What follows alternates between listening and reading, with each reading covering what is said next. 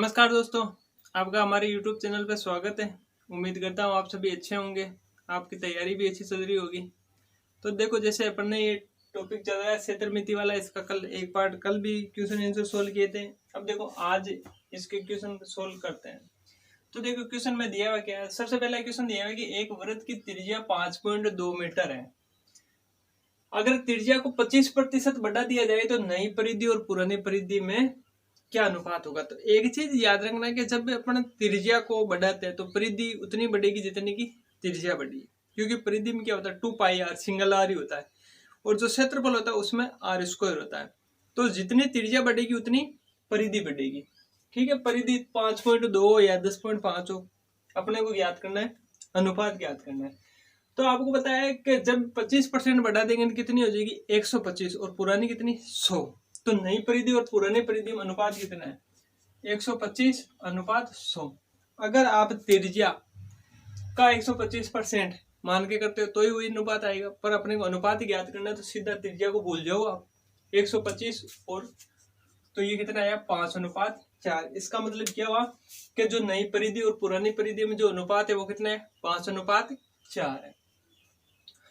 अब देखो, जैसे इसके बाद में नेक्स्ट क्वेश्चन में दिया है कि यदि दो वृत्तों के क्षेत्रफल का अनुपात 4:1 है तो उनकी त्रिज्याओं का अनुपात क्या होगा। तो देखो, अब आपको बताया कि क्षेत्रफल में क्या होता है आर स्क्वायर होता है और त्रिज्या आर होती है, या परिधि का पूछ ले तो परिधि और त्रिज्या का अनुपात जो आएगा वो एक ही आएगा। तो आपको बताया जैसे आर स्क्वायर है तो इसका आप वर्गमूल निकाल दो तो वो त्रिज्या का अनुपात आएगा। 4:1 का कितना होगा 2:1। तो इनकी त्रिज्या जो अनुपात आएगा वो कितना आएगा 2:1। अब देखो, जैसे इस क्वेश्चन में दिया है कि यदि दो वृत्तों की त्रिज्या का अनुपात 3:4 है तो उनके क्षेत्रफल का अनुपात क्या होगा। क्षेत्रफल में क्या होता है आर स्क्वायर, तो अनुपात को क्या होगा स्क्वायर होगा। कितना हो जाएगा 9:16। 9:16 हो जाएगा, क्योंकि 3 का स्क्वायर 9 और 4 का स्क्वायर 16।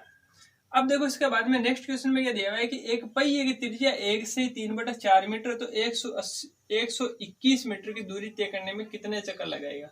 तो आपको पता है कि जो पहिया होता है एक चक्कर लगाने में कितनी दूरी तय करता है, एक चक्कर लगाने में उसकी परिधि के बराबर में दूरी तय करता है। ठीक है, तो अपने पहले निकालो भाई परिधि कितनी है। जो भी परिधि आवे, एक चक्कर की दूरी आवे 121 मीटर में एक चक्कर की जो दूरी है उसका भाग लगेंगे तो क्या आ जाएगी, जो जितने भी चक्कर लगेंगे उनकी संख्या आ जाएगी। तो इसमें सीधा सीधा क्या करना है 121 बटा परिधि। परिधि क्या होती है 2π और आर। आर कितना 1 से 3/4 का मतलब 4 3 7/4 यही होता है। तो देखो 121 इंटू 7 ऊपर आ जाएंगे, 4 ऊपर आ जाएगा। ठीक है, 2 इंटू 22 इंटू 7, 2 से ये 2 बार, 2 से ये 11 बार, 11 से ये 11 बार, 7 से 7, तो कितना आया 11 चक्कर। इसका मतलब जो ये पहिया है जिसकी त्रिज्या दे रखी है 1 से 3/4 मीटर है, ये 121 मीटर की दूरी तय करने में 11 चक्कर लगाएगा। अब देखो, इसके बाद में नेक्स्ट क्वेश्चन में क्या दिया है रेलगाड़ी के इंजन के पहिए की जो परिधि है वो कितनी है 4 से 2/7 मीटर है। जो रेलगाड़ी का जो पहिया है उसकी परिधि दे रखी है 4 से 2/7 मीटर है। ये पहिया 4 सेकंड में 7 चक्कर लगाता है। तो बताइए ट्रेन की चाल क्या है। तो आपको पता है चाल बराबर क्या होता है, चाल बराबर होता है दूरी बटा समय। आपको समय दे रखा है, अब बोला 7 चक्कर, तो 7 चक्कर देखो एक चक्कर का परिधि है तो एक चक्कर इंटू 7 तो क्या आ जाएगी दूरी आ जाएगी। अब जैसे क्वेश्चन में दिया है कि दूरी है जो चाल है किलोमीटर प्रति घंटा में ज्ञात करो, तो किलोमीटर प्रति घंटा में ज्ञात कर लेंगे। अब आपको पता है कि जो 7 चक्कर है इंटू एक चक्कर की दूरी कितनी है 28, और जो 30/7 बटा समय कितना है 4 सेकंड है। अब इसको किलोमीटर प्रति घंटा में बदलना है तो किससे गुणा करना है 18/5 से। देखो 7 से 60 कट गया, 5 से ये कट गया 6 बार, 6 से ये 2 और ये 3, ये इससे कट गया 9 बार, तो कितना आया 27 किलोमीटर प्रति घंटा। तो जो ट्रेन की चाल है, जो रेलगाड़ी की चाल है वो कितनी है 27 किलोमीटर प्रति घंटा। इसमें करना है कुछ नहीं है, आपको परिधि दे रखी है। अगर त्रिज्या दे रखी है तो त्रिज्या से आप परिधि निकाल दो, और परिधि से 7 चक्कर है 7 को इससे गुणा कर दो तो क्या आ जाएगी दूरी आ जाएगी। अब देखो इसके बाद में ये नेक्स्ट क्वेश्चन में क्या दिया भाई, एक वर्ग तथा समबाहु त्रिभुज का जो परिमाप है वो क्या है, समान है। यदि वर्ग के विकीर्ण की लंबाई 12√2 सेंटीमीटर हो तो बताइए त्रिभुज का क्षेत्रफल क्या होता है। तो समबाहु त्रिभुज का जो क्षेत्रफल होता है वो होता है √3/4 इंटू भुजा स्क्वायर। जब अपने पास भुजा नहीं है तो क्षेत्रफल नहीं ज्ञात कर सकते, पर अपने को एक दे रखा है, मान दे रखा है, क्या दे रखा है कि वर्ग का तथा समबाहु त्रिभुज का परिमाप समान है। तो वर्ग का जो परिमाप होता है क्या होता है 4 इंटू भुजा, समबाहु त्रिभुज का क्या होता है 3 इंटू भुजा। ये आपके वर्ग का है और ये आपके समबाहु त्रिभुज का है। वर्ग के विकीर्ण की लंबाई 12 है तो भुजा की लंबाई 12√2 है तो भुजा की लंबाई कितनी है 12। तो यहाँ लिखो 4 इंटू 12 बराबर 3 इंटू भुजा।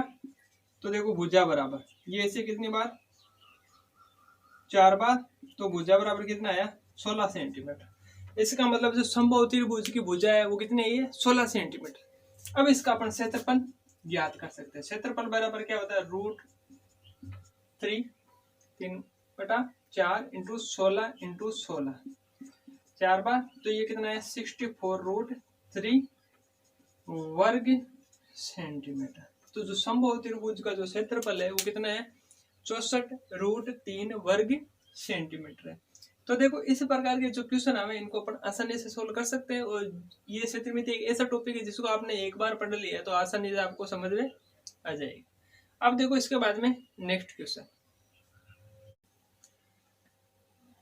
अब देखो जैसे ये क्वेश्चन में क्या दिया है कि एक तार 35 सेंटीमीटर त्रिज्या के वृत्त के रूप में है, इसको समचतुर्भुज के रूप में मोड़ा जाता है, तो बताइए उस समचतुर्भुज की भुजा क्या होगी।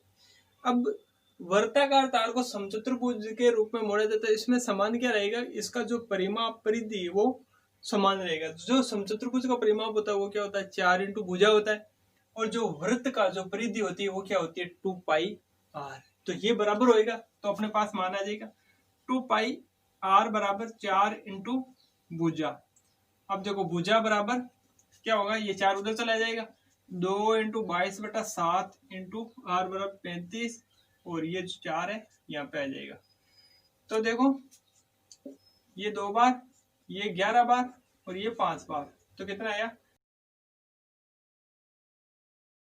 तो जो आपके समचतुर्भुज की जो भुजा है वो कितनी आई है 55 सेंटीमीटर। जो समचतुर्भुज की जो भुजा है वो कितनी आई है 55 सेंटीमीटर आई है। तो जो भी अपने को जैसे बराबर मान दिया हो तो उनके फॉर्मूले बराबर रख दो और उनमें जो मान दिए उनको बराबर रख दो, तो अपना आप मान आ जाएगा। अब देखो जैसे दिया हुआ क्या है, यदि एक वर्ग की भुजा को दुगुनी कर दी जाए तो इसका क्षेत्रफल कितना गुना हो जाएगा। तो देखो भुजा को दुगुनी करें तो क्षेत्रफल 4 गुना हो जाएगा। अगर आयतन के लिए बोले आपका 800% हो जाएगा और 700% बढ़ जाएगा। अगर भुजा को दुगुनी करने के लिए बोले तो आयतन के लिए पूछे तो आयतन 8 गुना हो जाएगा, जो कि बढ़ेगा कितना 7 गुना। ठीक है, तो इस प्रकार के जो क्वेश्चन आवे इनको सोल्व करने की आवश्यकता नहीं है। आप आसानी से याद कर लो कि भुजा को दुगुनी करेंगे तो क्षेत्रफल 4 गुना हो जाएगा, बढ़ेगा कितना 3 गुना। प्रतिशत के लिए बोले तो कितना हो जाएगा 400%, और कितने प्रतिशत बढ़ेगा 300%। आयतन के लिए बोले तो आयतन 8 गुना हो जाएगा, बढ़ेगा कितना 7 गुना। प्रतिशत कितना हो जाएगा 800%, बढ़ेगा कितना 700%। तो ये चीज कॉमन चीज है जो आपको याद रखनी है। तो इसका जो क्षेत्रफल है वो कितना गुना हो जाएगा 4 गुना हो जाएगा। अब देखो इसके बाद में जैसे दिया हुआ क्या है कि एक आयत की लंबाई में 40% की वृद्धि और चौड़ाई में 30% की कमी कर देने पर आयत के क्षेत्रफल में कितने प्रतिशत का परिवर्तन होगा। तो ऐसे आसान क्वेश्चन भी अपन सोल्व प्रतिशत वाले टॉपिक में आसान कर लिए थे। अगर जैसे इसमें आ गए तो इसको देखो 40% वृद्धि 140, 30% कमी तो 70 बटा 0 से 0 28 2 9 98। इसकी तुलना किससे करनी है 100 से। तो आयत के जो क्षेत्रफल में इसमें क्या है 2% की क्या हुई है कमी हुई है। तो जो आयत का क्षेत्रफल है इसमें क्या हुई है 2% की कमी हुई है। अब देखो इसके बाद में ये क्वेश्चन दिया है एक आयत की लंबाई में 25% की वृद्धि करने पर इसकी चौड़ाई में कितने प्रतिशत की कमी करे कि इसका जो क्षेत्रफल है वो अपरिवर्तित रहे। इसका जो क्षेत्रफल है वो अपरिवर्तित रहे। तो देखो ऐसे क्वेश्चन में क्या करना है, जब आपको ऐसा पूछे कि कितने % की कमी कर दी, एक वर्दी दी हुई तो कमी के लिए पूछेगा, अगर कमी दी हुई तो वर्दी के लिए पूछेगा। तो उस कंडीशन में क्या है, वर्दी ओब्लिक कमी बटा 100 प्लस माइनस वर्दी ओब्लिक कमी इंटू 100, इस प्रकार से इसकी सोल्व करते हैं। ये परिवर्तित वाला है। तो देखो वर्दी कितने की 25 की बटा 125 इंटू 100 5 बार कितने 20। तो जो इसकी चौड़ाई है उसमें 20% की कमी करेंगे, तब जाके इसका जो क्षेत्रफल है वो ये परिवर्तित रहेगा। अब देखो इसके बाद में नेक्स्ट क्वेश्चन। अब देखो जैसे कि इस प्रकार के क्वेश्चन आ जाता है, जैसे दिया हुआ क्या है कि वर्ग की भुजा की लंबाई में त्रुटिवंश 2% अधिक लेने पर इसके क्षेत्रफल में कितने % की त्रुटि होगी। तो देखो इस प्रकार के क्वेश्चन भी अपन आसानी से सोल्व कर सकते हैं। तो देखो दो तरीके, जो बेसिक तरीका वो क्या है, 100 की जगह 102 ले ली, 102 इंटू 102 बटा 100, तो ये हो गया 104.04 बटा 100, तो 104.04। इसकी तुलना 100 से करी तो 4.04% की क्या हुई है, त्रुटि हुई है। और सबसे बेस्ट तरीका कौन सा है इसका जो सोल्व करने का है, कि जैसे त्रुटि बस 5% अधिक ले ली, 3% अधिक ले ली या 10% अधिक ले ली, तो इसके लिए क्या है, सीधा सीधा है 2x प्लस एक्स स्क्वायर बटा 100। 2x प्लस एक्स स्क्वायर बटा 100, x का मतलब कितने % है, तो 2 है तो 2 इंटू 2 4 प्लस 2 इंटू 2 बटा 100 4 बटा 100 मतलब 0.04, तो ये हो जाएगा प्लस 2 इंटू 2 बटा 100 बराबर 4 प्लस 0.04 बराबर 4.04। अगर जैसे कि 5% की त्रुटि हो जाए तो वो हो जाएगा 10.25, 6% की हो जाए तो वो हो जाएगा 12.36। इसी प्रकार जैसे कि 8% की त्रुटि हो जाए तो वो हो जाएगा 16.64। तो इस प्रकार की जो त्रुटि है वो अपन आसानी से सोल्व कर सकते हैं, बिना सोल्व किए अपन याद कर सकते हैं कि जो त्रुटि से क्षेत्रफल में फर्क पड़ता है वो इतने % पड़ता है। अब देखो जैसे इसके बाद में नेक्स्ट क्वेश्चन में दिया है कि किसी वर्ग की प्रत्येक भुजा में 25% की वृद्धि कर देने पर इसके क्षेत्रफल में कितने % की वृद्धि होगी। किसी वर्ग की प्रत्येक भुजा में 25% की वृद्धि कर देने पर इसके क्षेत्रफल में कितने % की वृद्धि होगी। तो देखो वर्ग की प्रत्येक भुजा में, तो इस प्रकार के जो क्वेश्चन आते हैं उसमें क्या करेंगे, 125 इंटू 125 बटा 100 4 बार 5 बार, तो ये कितना हो गया 625 बटा 4 156.25, तो 56.25% की है जो वृद्धि हुई। इस वर्ग के क्षेत्रफल में 56.25% की वृद्धि हुई। ठीक है। अब देखो इसके बाद में नेक्स्ट क्वेश्चन में दिया हुआ है 14 मीटर के व्यास वाले अर्धवृत्त का क्षेत्रफल क्या होगा। तो आपको पता है अर्धवृत्त का क्षेत्रफल क्या होता है, 1/2 पाई आर स्क्वायर, यही होता है 22/7 इंटू आर।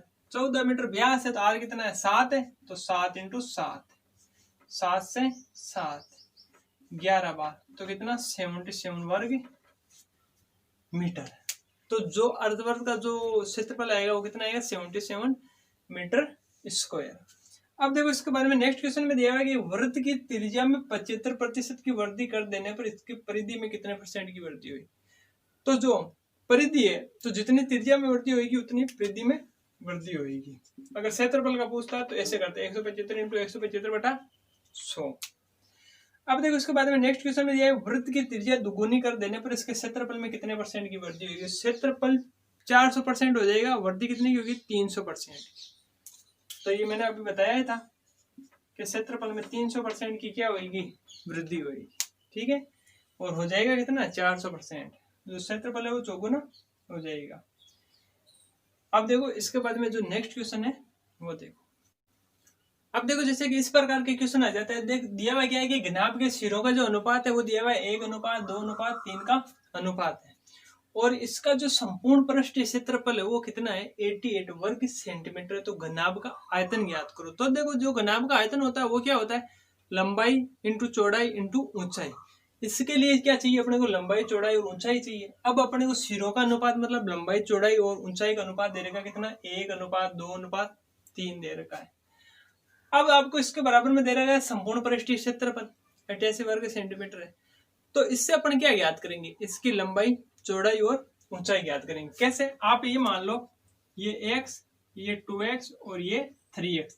अब आपको पता है इसका संपूर्ण पृष्ठीय क्षेत्रफल होता है, क्या होता है? लंबाई इंटू चौड़ाई प्लस चौड़ाई इंटू ऊंचाई, ऊंचाई प्लस ऊंचाई बराबर ही संपूर्ण पृष्ठीय क्षेत्रफल कितना है? 88। इसकी जगह ये मान रखो तो देखो 2x into 2x, 2x into 3x, 3x into x बराबर 88। अब दो ये इधर बावन, तो ये क्या हो जाएगा? 44 हो जाएगा। ये कितना हो गया? 2x स्क्वायर, 6x स्क्वायर और 3x स्क्वायर, तो ये कितने हो गए? 11x square. तो 11x स्क्वायर बराबर 44, तो x स्क्वायर बराबर 4 और x बराबर कितना आया? 2 आया। तो अब घनाभ के जो सिरों का जो अनुपात है, आयतन है, वो ज्ञात करनी है। घनाभ का आयतन ज्ञात करनी है तो क्या होता है? L into B into H. तो देखो इसमें से x का मान 2 है तो 2 इंटू ये कितना हो जाएगा? 4 इंटू ये कितना हो जाएगा? 6। तो ये कितना हो गया? 24 × 48 घन सेंटीमीटर है ना, सेंटीमीटर। तो जो इसका आयतन आया कितना? 48 घन सेंटीमीटर है। ठीक है। अब इसके बाद में देखो नेक्स्ट क्वेश्चन में क्या दिया है? एक घन की प्रत्येक भुजा को दुगुना करने पर इसके संपूर्ण पृष्ठ के क्षेत्रफल में कितने % की वृद्धि हुई? तो इसके संपूर्ण पृष्ठ के क्षेत्र में 300% की वृद्धि होगी। कैसे होती है ये बता देता हूँ। माना कि इसके भुजा 100 है तो इसको कितना किया? दुगुना कितना? 200। तो 200 इंटू 200 बटा 100, तो ये कितना है? 400। 400% तो ये हो जाएगा। इसमें से 100 निकाला तो कितने? 300% की क्या होगी? वृद्धि होगी। ठीक है। अब इसमें क्या करना है? जैसे आयतन के लिए बोले ना आपको, तो 200 इंटू 200 इंटू 200 बटा 100 इंटू 100, तो ये कितना हो गया? 800। 800% तो आयतन हो जाएगा, जबकि वृद्धि कितने की होगी?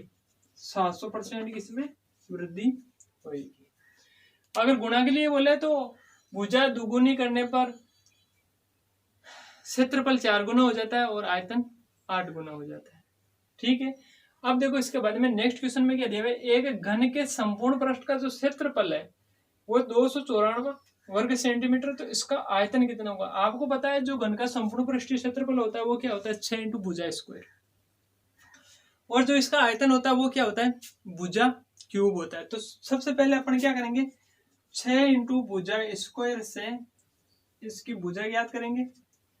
अब देखो भुजा स्क्वायर बराबर 294 बटा 6, भुजा स्क्वायर बराबर कितना आया?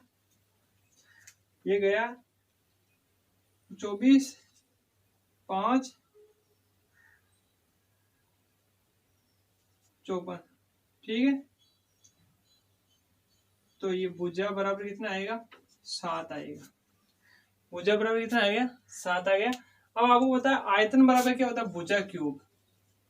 आयतन बराबर होता है भुजा क्यूब।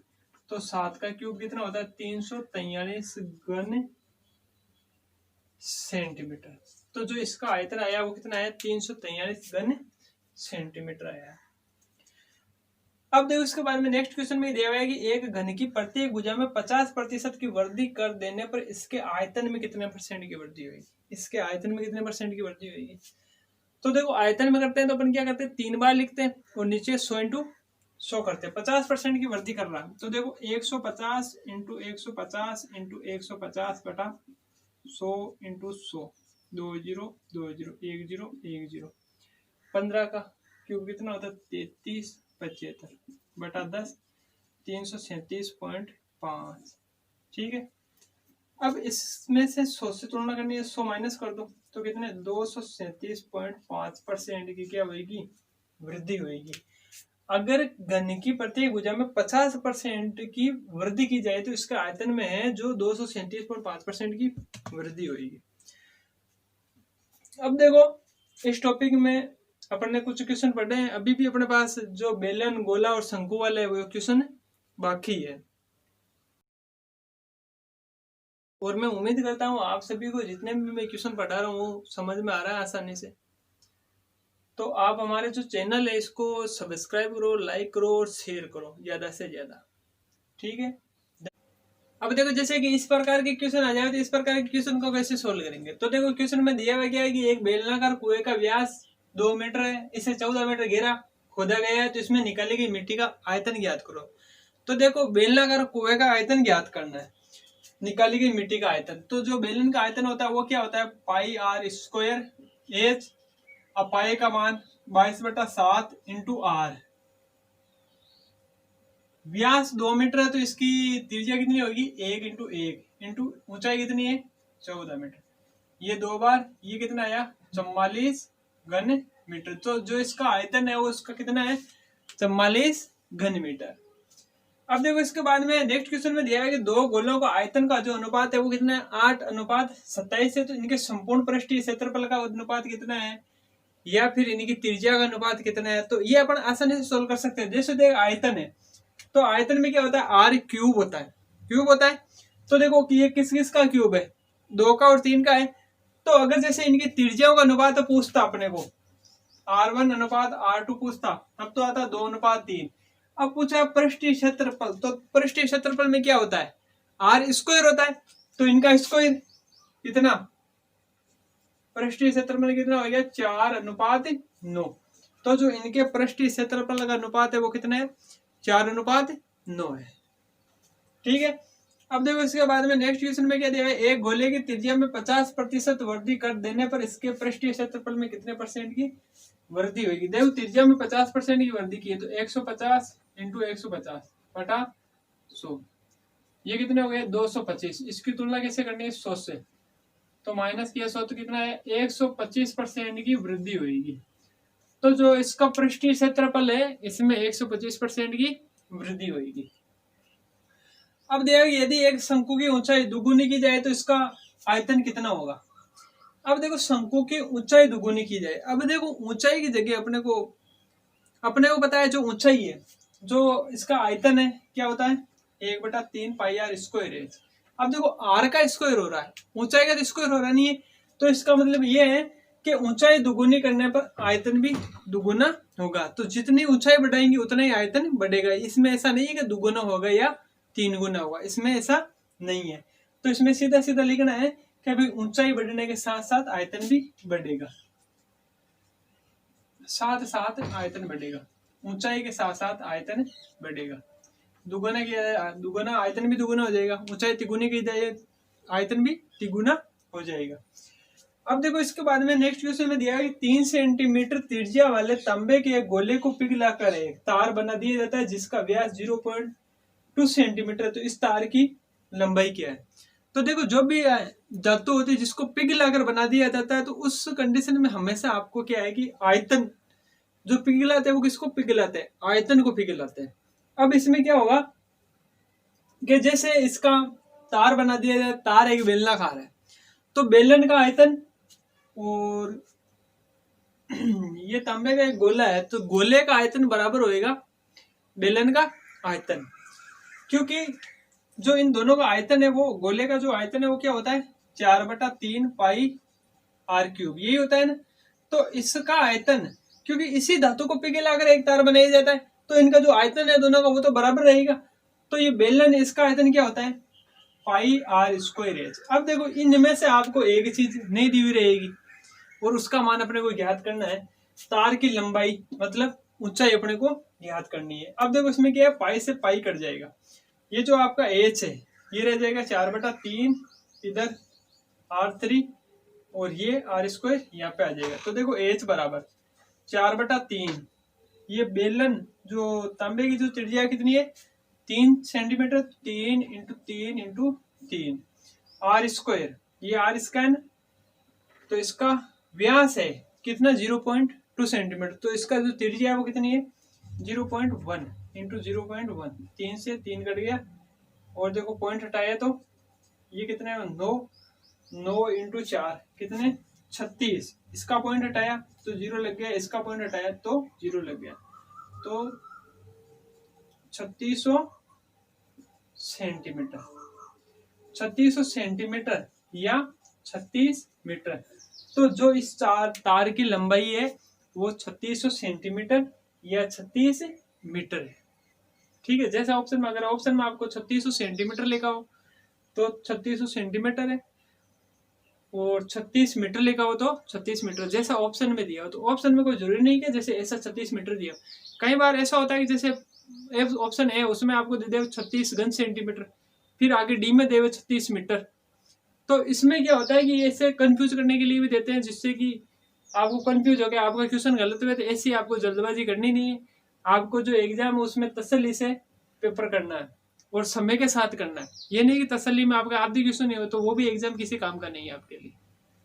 तो देखो अपने जितने भी टॉपिक थे मैथमेटिक्स के वो कंप्लीट हो गए हैं।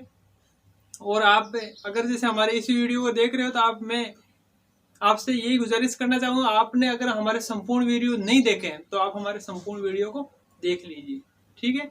इसके बाद में आप किसी भी बुक में से कंपटीशन की तैयारी कर सकते हो, प्रैक्टिस कर सकते हो। और आप हमारे टेलीग्राम ग्रुप पे जुड़ जाएंगे, उसमें प्रैक्टिस सेट जो भी कंपटीशन के जितने भी वो जानकारी है कंपटीशन के एग्जाम की वो उसमें मिलती रहती है, ठीक है। धन्यवाद।